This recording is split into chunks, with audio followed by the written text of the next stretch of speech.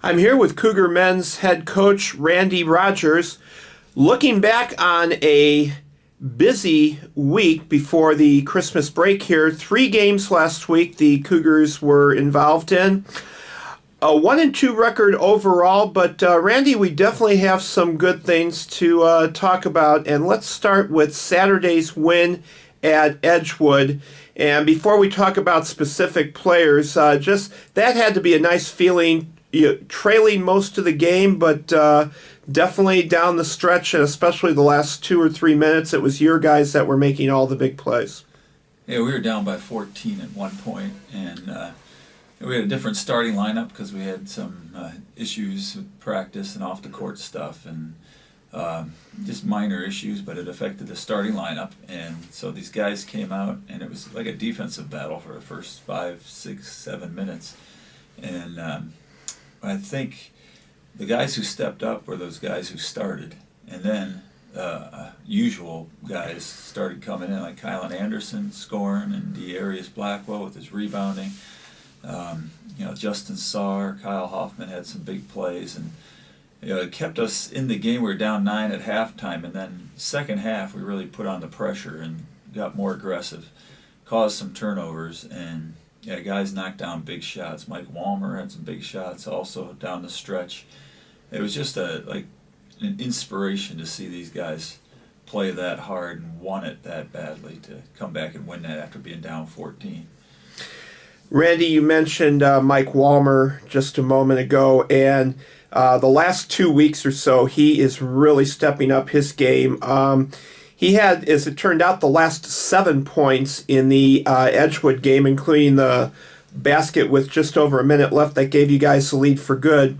And he also scored a career high of 22 yesterday against UW-Whitewater, and we're going to talk about that game in just a minute. But it's got to be good to see him really stepping up and giving the offense, somebody to focus on besides Kylan Anderson. Yeah, Mike's becoming more comfortable with our system, and defensively too. I mean, he's getting about 3 steals a game. Critical times, he's doing real well.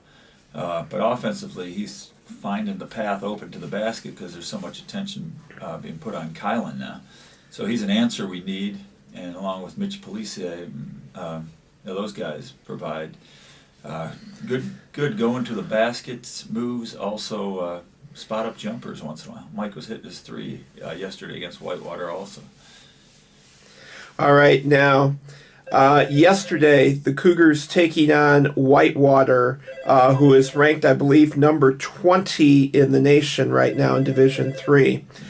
And for those who didn't follow the game, the Cougars actually played the Warhawks right face-to-face for about maybe about 28, 30 minutes, and then Whitewater kind of took control the last part of the game. But just talk for a moment about the challenge that you guys faced and how you think it was handled. For a lot of the younger guys, maybe the first time that they've seen an opponent of that caliber. Yeah, it was something. We walked into the gym and you see the banner of national championships for football and basketball. In fact, the last national championship was as recent as 2014 for basketball. So we're in there, we're looking at those things, nice facilities, and we see these guys are pretty athletic when they're warming up, and we're shooting before the game. But we came out with no fear. And that was the key, is that we didn't look like we were intimidated or inferior. And we matched them shot for shot. When it was 11-10, I realized we're not going to do much on our press, so we changed back to a 2-3, kind of bottled them up for a while. And I think we felt the effects of the day before when we played Edgewood in a tight game, and we showed some fatigue in the last 10 minutes. At 13 minutes, it was a tie game at 63, and we thought we had them reeling, and we were going pretty good, and then it was like a fatigue factor, and just a couple mental errors that we had. All right. Randy, let's talk about. We mentioned Welmer already, who's really stepped up his game recently. I want to talk about a few other guys that are really starting to increase their contributions. Kyle Hoffman.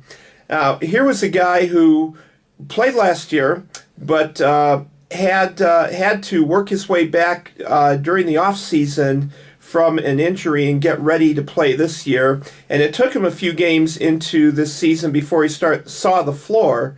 But he is really doing some good stuff for you. It's not necessarily going to show up on the score sheet in terms of points, but he's just seems to be doing a lot of the little things that coaches love that can sometimes produce some big results. Yeah, he'll deflect a pass, he'll rotate in the right spot. The biggest thing he's doing for us is keeping the rebounds alive. He'll tip it to a teammate or just tip it to keep it alive. Dives on the floor. So his hustle has been an inspiration for people too. Like you said, it's not on the stat sheet, but there are things that really get our momentum going. All right, and then another player you mentioned briefly, Justin Sarr.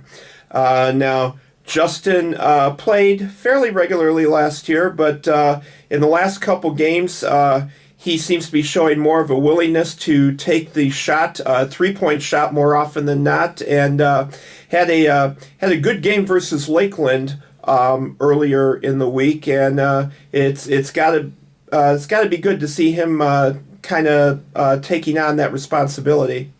Yeah, because he was struggling in the first 3 games of the season. I don't think he knocked down a 3 yet, but now that's becoming part of who he is and what he has to offer us is that 3-point shot. I've seen it in practice all year.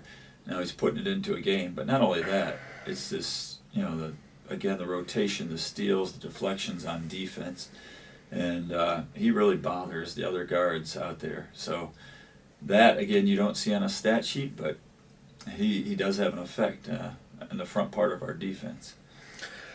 All right, now Randy, the team is going to take a little time off for Christmas this week, but they come back to the floor next Tuesday night against Elmhurst, who had a preseason ranking, certainly a tough non-conference opponent, and then that first Saturday in January, MSOE looms on the horizon, a tough conference foe. Is this a good time now to just kind of get that break, kind of take stock over what's happened during the first month of the season, and get ready for a big month of January? Yeah, the break seems to come at a perfect time. We had that trip to Wisconsin where we had to come from behind against Edgewood, and then a good game for 3/4 of the game against UW-Whitewater. Now we got a break, and we come back. Elmhurst is actually ranked number 6 in the nation right now. They're at 9-1, so it'll be another tough test. This time we have this team at home. We're not going to their place, and then from that game we get to the conference. And right now we're sitting 6th in conference, which is our goal to be in the top 6.